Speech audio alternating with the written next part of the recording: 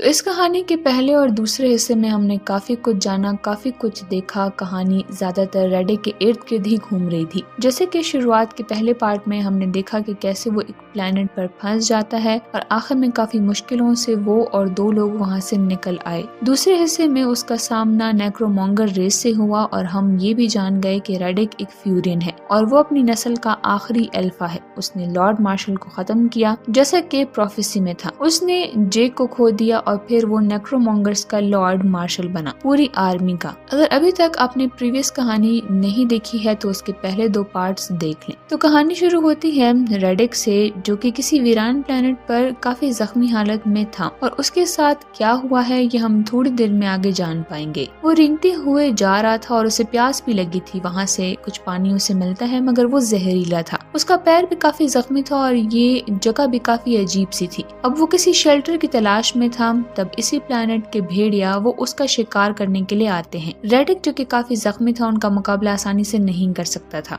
तो वो उनसे पानी में छुप जाता है और वो भी काफी देर के लिए, जहाँ पर उसका दिल धड़कना वो काफी धीमा हो जाता है। खैर भेड़िया तो वहाँ से चले जाते हैं और वो बाहर भी आता है, मगर थोड़ी देर के बाद उनमें से एक भेड़िया वो रेडिक पर हमला करता है। रेडिक उससे अपनी जान बचाता है और वहाँ पर वो लोहे का एक पीस फेंक देता है, जिससे कि वो भेड़िया, जो कि एक तरह से इस प्लेनेट की डॉग्स भी हैं, वो वहाँ से चला जाता है। रेडिक उससे तो अपनी जान छुड़ा लेता है और इसके बाद वो केव में जाता है, अपने पैर का इलाज करता है। और दूसरी तरफ छोटे तालाब थे। रेडिक ने अभी उसे पार नहीं किया था और पार करने का इरादा था, मगर वहाँ पर भेड़िया थे। वो वहाँ पर आता है और उस पानी के सामने खड़ा हो जाता है। थोड़ी ही देर में उस पानी से खतरनाक मॉन्स्टर्स बाहर आते हैं और उस भेड़िया का शिकार करते हैं। रेडिक समझ आता है कि पानी को पार करना आसान नहीं है, क्योंकि जो भी क्रिएचर्स इसमें हैं वो बहुत ही खतरनाक हैं। वो सिर्फ बड़े और ताकतवर ही नहीं है बल्कि वो जहरीले भी हैं। वो अपने शिकार को पहले अपने जहर से मारते हैं और अब उस भेड़िया को मारने के बाद वो क्रिएचर रेडिक पर हमला करते हैं, मगर रेडिक वो खुद को किसी तरह से बचा लेता है और एक खंडर में जाकर वो खुद को एक जगह बंद करता है। और यहाँ हमें रेडिक अपनी वो कहानी सुनाता है कि आखिर वो इस प्लेनेट पर कैसे आया। इसकी शुरुआत उस टाइम से होती है जहाँ पर हम देखते हैं कि कुछ टाइम के लिए रेडिक वो लॉर्ड मार्शल बना था, यूनिवर्स की सबसे खतरनाक आर्मी का लीडर। सब उसके कंट्रोल में था, मगर ये सब रेडिक के लिए आसान नहीं था। वो एक आजाद इंसान था, मुश्किलों से लड़ने वाला शख्स था और वो सख्त हालात में सरवाइव करने वाला था। तो राजा वाले काम उसे सूट नहीं करते थे। दूसरा, उसके लिए सब किसी सर दर्द से कम नहीं था, क्योंकि हर बार कोई ना कोई उसे मारना चाहता है, मतलब कि हर सेकंड बस उसकी जान को खतरा था। अब इस रेस का उसूल तो हम जानते ही हैं कि जो भी लॉर्ड मार्शल को मारेगा वो अगला लॉर्ड मार्शल होगा। अब वाकू ने पहले भी कोशिश की थी मगर वो नाकाम रहा। वैसे शुरुआती सीन्स में रेडिक पर एक औरत वो हमला करने के लिए आई थी, उसे मारने के लिए, मगर रेडिक वो खुद एक शिकारी है, उसका शिकार करना इतना आसान नहीं। इसके बाद उसकी वाकू के साथ भी बात होती है और इस कॉन्वर्सेशन में रेडिक उससे कुछ मांग करता है, क्योंकि शुरू से ही वाकू वो लॉर्ड मार्शल बनने के चक्कर में था। तो अब रेडिक को अपने घर, अपने प्लेनेट फ्यूरिया जाने के लिए कहता है, मगर जितने भी पुराने नक्शे थे वो सब कुछ डिस्ट्रॉय हो गए थे और फ्यूरिया का नक्शा वाकू के दिमाग में था। तो यहाँ पर इन दोनों में डील होती है कि वाकू रेडिक को फ्यूरिया प्लेनेट पर पहुंचाएगा और वाकू वो यहाँ का लॉर्ड मार्शल बन जाएगा। हर होता तो ऐसा ही है, एक शिप और वाकू के कुछ लोग वो रेडिक को एक प्लेनेट पर ले जाते हैं। यहाँ पर ये प्लेनेट बंजर था और रेडिक को लगा कि शायद ये फ्यूरिया है, मगर नहीं, असल में वो लोग रेडिक को यहाँ पर मारने लाए थे। और सबसे बड़ा धोखा जो उन्होंने किया वो उसे इस गुमनाम प्लेनेट पर ले आए। वहाँ लाने के बाद वो सभी उसे मारने की कोशिश करते हैं। रेडिक वो सेल्फ डिफेंस में लड़ता है, मगर वाकू का एक खास आदमी जिसका अजीब सा चेहरा था वो रेडिक को पहाड़ से नीचे गिरा देता है। और बाद में आप कहानी समझ ही गए हैं कि वो लोग वहाँ से चले गए, लेकिन रेडिक इस हादसे में जिंदा रहा, मगर काफी जख्मी हालत में था। और अब रेडिक वो एक ऐसे वीरान प्लेनेट पर फंस गया था जहाँ कोई भी नहीं है, वो बिल्कुल अकेला है, मगर अब वो इसी हालत में सरवाइव करेगा क्योंकि रेडिक वो इसी में माहिर है। तो वो प्लानिंग शुरू करता है और अब वो इस प्लेनेट के जिस एरिया में था वो बहुत ही बंजर था, मगर उस खतरनाक पानी के उस पार जहाँ पर वो मॉन्स्टर, वो जमीन थोड़ी सी अच्छी है। इस केव में भी उसे फ्रेश वाटर मिलता है और यहाँ पर पॉन्ड्स में मछलियाँ या ईल्स हुआ करती थी, जिस पर रेडिक वो गुजर रहा था। मगर ये काफी नहीं था, उसे आगे और भी सख्त हालात का सामना करना पड़ेगा। पहले तो वो उन्हें भेड़ियों में से एक का बच्चा वो अपने साथ ले जाता है, जो कि उसका बॉडीगार्ड बनेगा। एक साथी वो उसे पिंजरे में रखता है और अब वो जान गया था कि इन क्रिएचर के पास जहर का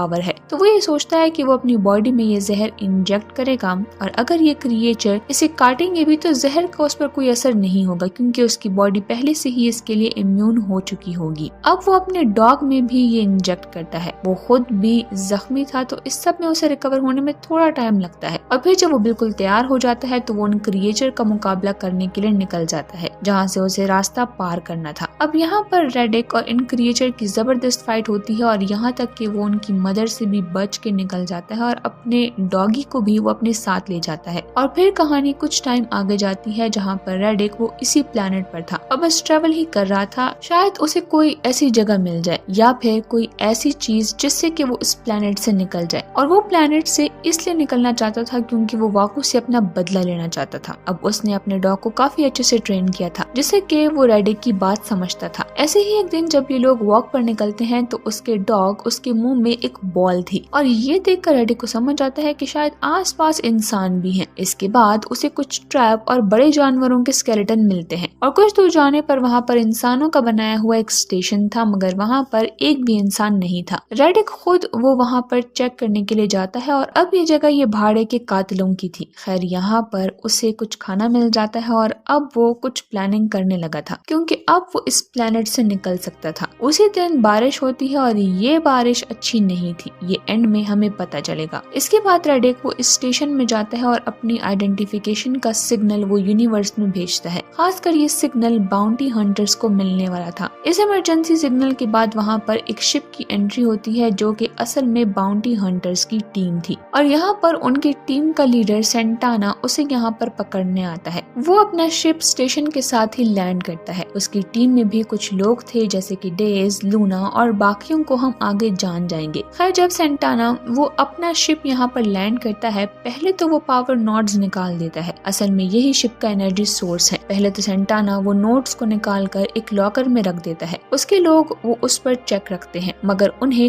कोई नहीं मिलता। अब रेडिक ने स्टेशन के दरवाजे पर लिखा था कि एक जहाज छोड़ दो या मरो। डेज वो इस बात का मजाक भी उड़ाता है कि रेडिक को गिनती भी नहीं आती, हमारे पास तो एक ही जहाज है। इसके बाद सेंटाना वो अपने साथ ही लूना को एक कैदी आजाद करने के लिए कहता है। वो एक लेडी थी। लूना उसे आजाद करता है और उनसे दूर भी भागता है मगर सेंटाना ये अच्छा इंसान नहीं था तो वो उसे शूट करता है और वो वहीं पर मर जाती है और रेडिक जो वहाँ पर छुपा हुआ था वो ये सब देख लेता है। इसके बाद सेंटाना अपने बॉक्स लेकर बाहर आता है और तेज आवाज से कहता है कि मेरा नाम सेंटाना है और फिर वो अपने आने की वजह बताता है कि वो यहाँ पर रेडिक का सर लेने आया है और अपने आप को बड़ा ही पावरफुल कहता है। खैर उसके साथी जो थे वो यहाँ पर उन्होंने रेडिक के बारे में काफी कुछ सुना था तो वो रेडिक से पंगा नहीं लेना चाहते थे। ये लोग आते हैं, अपनी सेटिंग वगैरह करते हैं। जैसे ही कैमरा फिट करते हैं आसपास डिटेक्टर्स अब वो इसी स्टेशन में थे कि सेंटाना को किसी अनजान जहाज के आने का सिग्नल रिसीव होता है और अब वो उसे यहाँ पर लैंड करने से मना करने के लिए सिग्नल भेजता है क्योंकि रेडिक को पकड़ने का जो इनाम था वो नहीं चाहता था कि वो किसी और को मिले और वो ये चांस मिस कर दे। खैर उसके मना करने के बावजूद वहाँ पर वो जहाज लैंड करता है और उसमें एक अलग ही टीम थी। उनका लीडर था जोनस और ये नाम हमने कहानी के पहले हिस्से में भी सुना था। तो ये एंड में हमें पता चलेगा कि ये है कौन। उसकी टीम में भी कुछ काबिल लोग थे जैसे कि डेल नामी एक लड़की। खैर आते हैं जोनस वो सेंटाना को कह देता है कि मैं तुम्हारे काम में कोई टांग नहीं अड़ाऊंगा और हम सिर्फ तुम्हारी मदद करना चाहते हैं मगर फिर भी सेंटाना वो उसे दूर रहने के लिए कहता है। इसके बाद सेंटाना वो जोनस को कहता है कि हमें तुम्हारी जहाज का पावर नोड चाहिए क्योंकि वो रेडिक ने हमारी पावर सप्लाई वो बिगाड़ दी है। खैर वो ये भी मान जाता है और अब रेडिक वो वहाँ पर बाहर ही था और उसने साफ साफ कह दिया था कि मुझे बस एक जहाज चाहिए। शुरू में तो इन दोनों कैप्टन की कुछ खास नहीं बनती मगर उसी रात कोई चीज सेंटाना के ट्रांसमिशन को बिगाड़ देता है। देखने पर पता चलता है कि ये वही डॉग है। खैर डाइस उसे मारने में कामयाब नहीं होता और सेंटाना का जो सिस्टम था वो थोड़ा बिगड़ जाता है। तो अपने ट्रांसमीटर को वापस से ठीक करने के लिए सेंटाना और उसका एक साथी वो वहाँ पर जाते हैं मगर दूसरी तरफ जोनस वो सेंटाना को वार्न करता है कि शायद यहाँ हमारे लिए रेडिक ने जाल बिछाया है। और थोड़ी देर के बाद सेंटाना का एक आदमी एक खतरनाक ट्रैप में बुरी तरह फंस जाता है और उसकी वहीं पर मौत हो जाती है। सभी लोग अलर्ट हो जाते हैं और यहाँ तक कि सेंटाना का एक और साथी भी मारा जाता है। तो अब 2 आदमी गए। सभी लोगों में डर बैठ जाता है कि रेडिक से पंगा लेना मतलब कि शेर के मुंह में हाथ डालना है। मगर यहाँ पर जोनस या उसके लोग वो इनके काम में दखल नहीं देते। सेंटाना ट्रैप्स भी ले आता है और जब उसे ये लग रहा था कि उसकी हालत काबू से बाहर है तो वो जोनस से मदद मांगता है, मगर डेल वो उसकी खूब पिटाई करती है क्योंकि वो उससे हमेशा बदतमीजी करता है। अब यहाँ पर जोनस वो अपना असली रूप दिखाता है क्योंकि वो यहाँ पर ऐसे ही नहीं आया था। वो सेंटाना को कहता है कि तुम हमारे लिए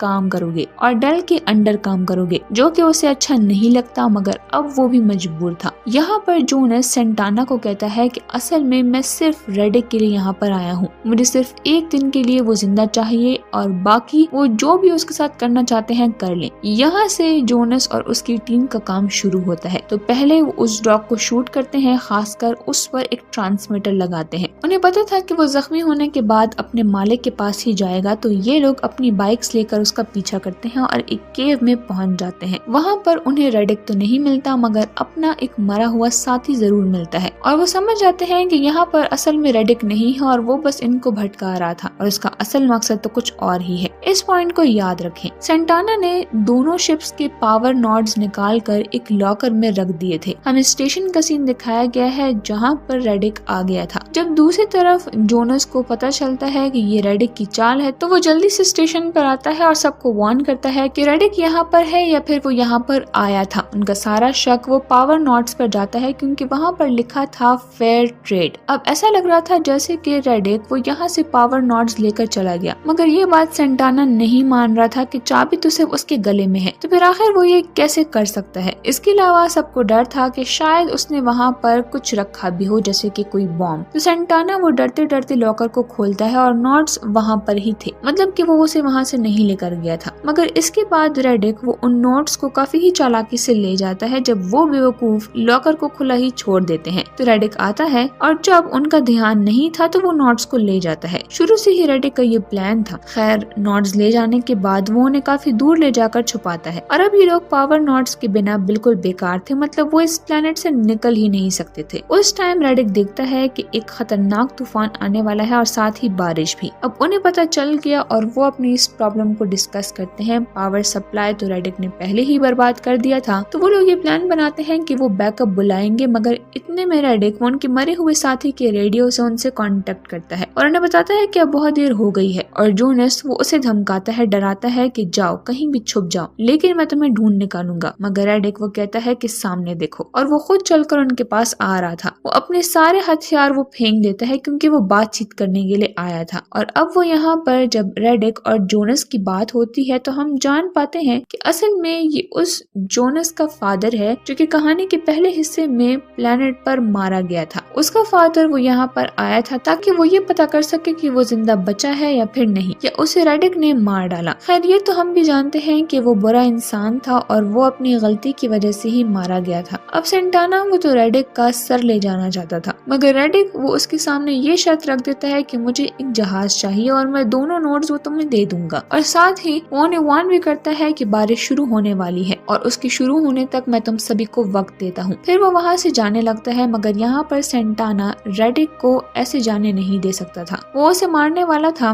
जिस वजह से रेडिक का डॉग उस पर हमला करता है और डेल ने रेडिक पर ट्रैंकुलाइजर का निशाना भी लगाया था। सेंटाना वो रेडिक की डॉग को मार देता है और यहाँ पर रेडिक उसे मारने के लिए बढ़ रहा था, मगर डेल वो शूट करता है और रेडिक को बेहोश कर देता है। फिर हमें वो सीन दिखाया जाता है जहाँ पर वो लोग रेडिक को पकड़कर स्टेशन में लाते हैं। वो होश में आता है और जोनस बार बार उससे पूछता है कि बताओ उस प्लेनेट में मेरा बेटा जिंदा निकला था या फिर नहीं। रेडिक ये बात क्लियरली नहीं करता, मगर वो ये कहता है कि तुम लोगों को मुझसे डरना नहीं चाहिए, बल्कि अब जो होगा तुम मेरे डर को भूल जाओगे। और उसने उन्हें बारिश तक का टाइम दिया था। अब यहाँ पर रेडिक वो जोनस को कुछ भी नहीं बताने वाला था, तो वो उसे सेंटाना के हवाले करता है और सेंटाना उसका सर काटने वाला था, उस बॉक्स में रखने वाला था। मगर यहाँ पर हलचल होती है और रेडिक ने सेंटाना को कहा था कि वो उसी की तलवार से उसका सर काटेगा, और वो ऐसा ही करता है और वो सेंटाना का सर काट देता है, वो भी तलवार को एक लात मार के। खैर, इसके बाद उन्हें अंदाजा हो जाता है कि इस प्लेनेट पर कुछ है जो कि रेडिक से भी ज्यादा खतरनाक है, क्योंकि शुरू वाले जो मॉन्स्टर्स थे पानी वाले, वो अब बारिश के पानी में बाहर जिंदा रह सकते थे। तो अब वो बाहर आ गए और वो इन लोगों पर हमला कर देते हैं। दो को तो वो वहीं पर मार देते हैं और वो रेडिक को भी आजाद कर देते हैं, क्योंकि असल में रेडिक वही उन्हें वहाँ से निकाल सकता था। वो जोनस से डील करता है कि एक शिप तो मुझे दोगे और मैं तुम्हें पावर नॉट्स दे दूंगा। खैर, जोनस वो ये डील एक्सेप्ट कर लेता है। अब सेंटाना का आ आदमी डेज, रेडिक और जोनस उन नोट्स को लेने जाते हैं। अब यहाँ पर रास्ते में भी उनका सामना मॉन्स्टर्स से होता है और एक पॉइंट पर डेज वो जोनस की बाइक को गिरा देता है। खैर वो लोग फिर भी वहाँ पर पहुँच जाते हैं। रेडिक वो पावर नोट्स निकाल रहा था और तब वो जोनस को ये भी रिवील करता है कि उसने उसके बेटे को नहीं मारा, वो खुद ही मारा गया था अपनी गलती की वजह से। और अगर आपको याद हो तो पहले हिस्से में उसने जेक को मारने की बात की थी, बाद में उन क्रिएचर्स ने उसे खत्म कर दिया। अब जोनस और रेडिक बातें ही कर रहे होते हैं कि डेज वो जोनस पर हमला करने के लिए आता है और रेडिक को मारने ही वाला था, मगर रेडिक ही उसे मार देता है। इसके बाद वो और जोनस वो पावर नॉड लेते हैं, मगर बाइक खराब हो गई और अब वो मॉन्स्टर वो बहुत ज्यादा थे और अब वो चारों तरफ आ गए थे, तो वो लड़ने का फैसला करते हैं और इस लड़ाई में वो दोनों काफी क्रिएचर्स को मार देते हैं, मगर एंड में रेडिक को एक क्रिएचर बहुत ज्यादा जख्मी कर देता है। ऐसा लग रहा था जैसे कि जोनस वो उसकी हेल्प कर रहा है, मगर वो उसकी कमर से पावर नॉड लेकर चला जाता है और रेडिक वहीं पर बेहाल पड़ा था। खैर बाद में वो अपने जख्म पर एक गर्म पत्थर रख देता है और दूसरी तरफ जोनस वो ही अपने लोगों तक पहुंच गया था। उन्होंने पावर नॉड्स फिट कर दिए थे और रेडिक वहां पर क्रिएचर्स के बीच में फंस गया था और एक क्रिएचर वो उसे मारने ही वाला था, मगर तभी फायर होने लगते हैं और उन सभी क्रिएचर्स को मार दिया जाता है और जोनस वो उसकी हेल्प करने आया था उसे वापस शिप में लाते हैं और एंड में हम देखते हैं जहाँ पर रेडिक को उन्होंने एक जहाज दिया और रेडिक वो ये कहकर चला जाता है कि अब वो फ्यूरिया पर जाने वाला है और इसी के साथ इस कहानी का यहीं पर एंड हो जाता है।